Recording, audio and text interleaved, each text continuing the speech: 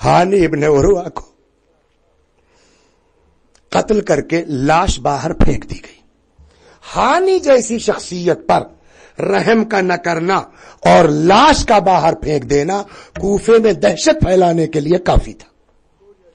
नतीजा यह हुआ कि अब किसी की मां, किसी की बहन, किसी की बीवी, किसी की बेटी, एक ही बात, अरे जी ये मलऊन, जब इसने हानि तक को नहीं बख्शा तुम्हारी औकात क्या है। इस तरह से जब तसल्लुत कंट्रोल कर लिया तो अब ऐलान होता है जो कोई मुस्लिम का हिमायती हो उसको गिरफ्तार कर लिया जाए। और फिर अब एक दिन यह ऐलान हुआ खुद मुस्लिम जहां हो उनको गिरफ्तार कर लो। नतीजा यह हुआ, सुनते हैं आप, नमाज इशा के बाद अब जो मुल्क मुस्लिम ने देखा तो कोई नहीं है। मस्जिद से निकले, कभी इस गली में, कभी उस कूचे में, कभी उस गली में, कभी उस कूचे में, चलते चलते जाके एक दरवाजे के पास बैठ गए। इश्क अहले बैत, मोहब्बत अहले बैत दिल को नरम करता है। ये बात नोट कर लीजिए आप। इश्क अहले बैत से दिल में नरमी पैदा होती। एक मोमिना जिसका नाम है तौआ, बेटा घर से गायब है, बिलाल, परेशान मां है, बार बार निकलती है घर से, इधर उधर झांकती है, मेरा बेटा नहीं आया नहीं आया।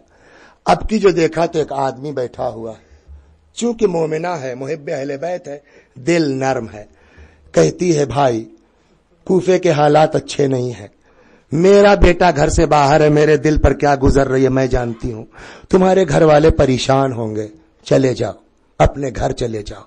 मुस्लिम ने कोई जवाब नहीं दिया। थोड़ी देर के बाद ये मोमिना फिर निकली, फिर वही बात कही। मुस्लिम ने कहा ए मां थोड़ा सा पानी पिला सकती हो? लाके उस मोमिना ने पानी पिलाया।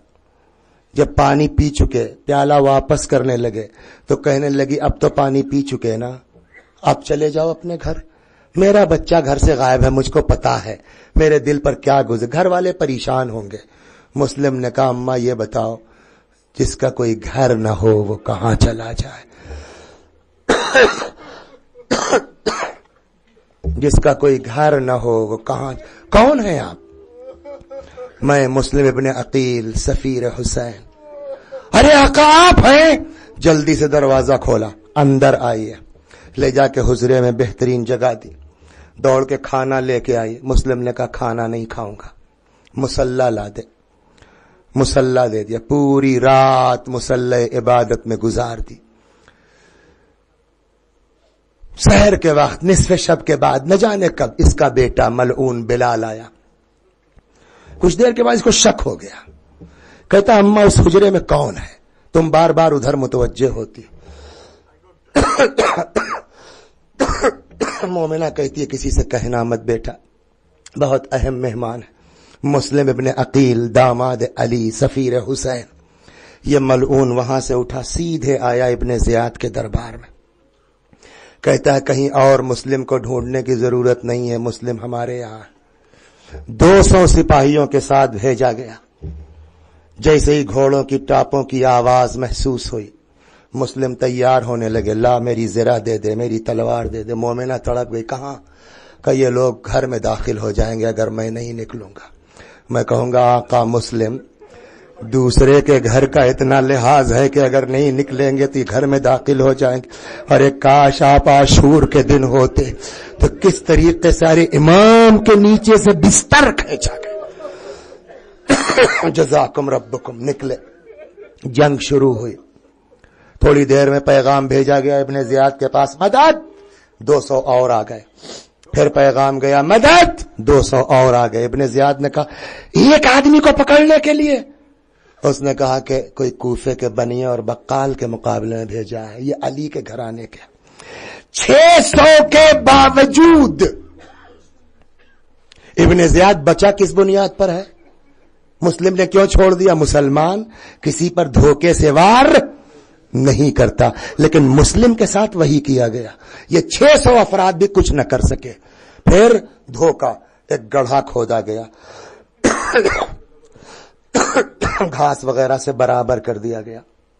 फौज ने पीछे हटना शुरू किया। پیچھے ہٹتے ہٹتے حضرت مسلم ابن عقیل اس گڑھے میں گر پڑے. اب جب گڑھے میں گر پڑے بھاگی ہوئی فوجیں سمٹ آئیں. کوئی پتھر مار رہا ہے, کوئی تیر مار رہا ہے, کہتے ہیں آگ کے گولے تک پھینکے. جب شیر کو زخمی کر لیا گیا تب حضرت مسلم سلام اللہ علیہ کو گرفتار کیا گیا, لے کے ابن زیاد کے دربار میں آئے. جناب مسلم کو جب یقین ہو گیا کہ اب نہیں بچوں گا میں, مجھ کو قتل کر دیا جائے گا, شہید کر دیا جائے گا, تو حضرت مسلم نے کہا کہ اب جب کہ مجھے مرنا ہی ہے میری کچھ وصیتیں ہیں سن لو. پہلے تو توجہ نہیں کی, بعد میں ابن زیاد نے کچھ سوچ کے شمر سے کہا اچھا دیکھو کیا کہتے ہیں. مسلم نے کہا میری کچھ وصیتیں ہیں. نمبر 1, پہلی وصیت تو یہ ہے کہ میں نے اپنے آقا کو خط لکھ دیا ہے, حسین کو خط لکھ دینا, آقا کوفہ آنے کے لائق نہیں ہے. دوسری وصیت یہ ہے کہ جب میں مر جاؤں تو میری لاش کو زمین پر پڑے نہ رہنے دینا, اس کو دفنا دینا.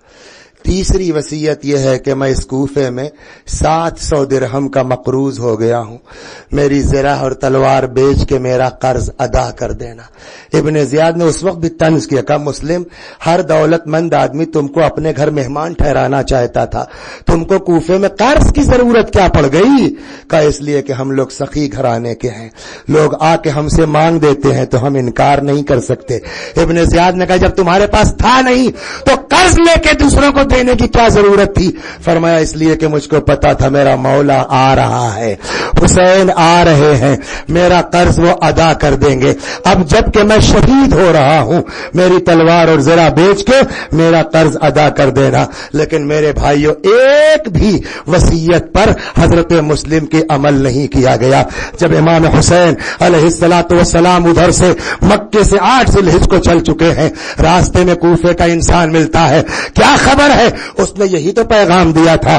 جب چلا تھا مسلم کے پیروں میں رسی بندھی تھی, کوفے کی گلیوں میں پھرایا جا رہا تھا. اچھا اتنا کرنے کے بعد کم از کم اب تو دفن کر دیتے, لیکن 10 محرم کو حسین شہید کیے گئے. مسلم کی شہادت کب ہوئی؟ 9 ذی الحجہ, 1 مہینے کے بعد 10 محرم کو حضرت سید الشہداء شہید کیے گئے. 11 محرم کو لٹا ہوا قافلہ کربلا سے کوفے کے لیے روانہ ہوا. 12 محرم کو جیسے ہی کوفے کے دروازے کے قریب پہنچا, ایک مرتبہ امام سجاد نے آواز دی السلام علیک. زینب نے پوچھا بیٹا ارے کون مل گیا اپنا جس کو تم پردیس میں سلام کر؟ فرمایا پھوپھی اماں مسلم کی لاش دار الامارہ سے لٹ. وَسَيَعْلَمُ الَّذِينَ ظَلَمُوا أَيَّ مُنقَلَبٍ يَنقَلِبُونَ إِنَّا لِلَّهِ وَإِنَّا إِلَيْهِ رَاجِعُونَ. خدا ہماری اس عزا کو قبول فرما, مزید عزائے اہل بیت کی توفیق کرامت فرما. جب تک زندہ ہیں در اہل بیت سے وابستہ رکھ, مرنے کے بعد جوار معصومین میں جگہ کرامت فرما. ہماری اولاد کو, ہماری ازواج کو, ہماری آنکھوں کی ٹھنڈک قرار دے. وآخر دعوانا ان الحمد للہ رب العالمین.